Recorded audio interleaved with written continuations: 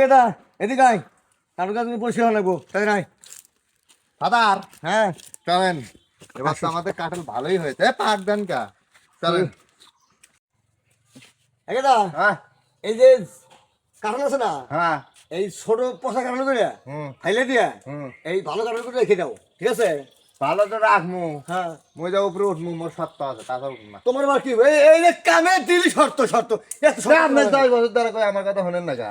10 বছর হয়ে গেল, হ্যাঁ মই এখন বুড়া আজাম, বুড়া। কি শর্ত দেই বলি শুনি আগে। মোর কাঁঠাল বেশি বিয়ে হরান লাগবে। ও এই কাঁঠাল বেশি তোমাকে বিয়ে করাবো, হ্যাঁ ঠিক আছে করাবনি। ঠিক আছে, এটা ওঠো, পুরা ওঠো, ওঠো। শুনি। এই যে কাঁঠালের বয়স আর 2 মাস হবো, তো 2 মাস পরে হ্যাঁ। পাকবো। আচ্ছা ঠিক আছে তুমি ওঠো।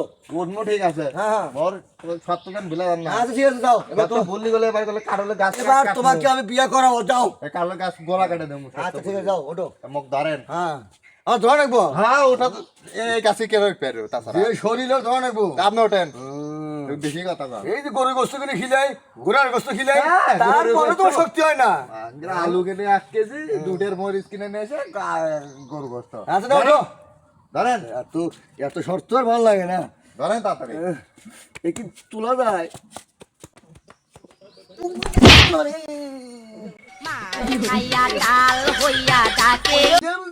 শাওয়াল লোক কইলাম যে বয়স্ক মানুষ আর পারি না কিছু না। কি হলেন না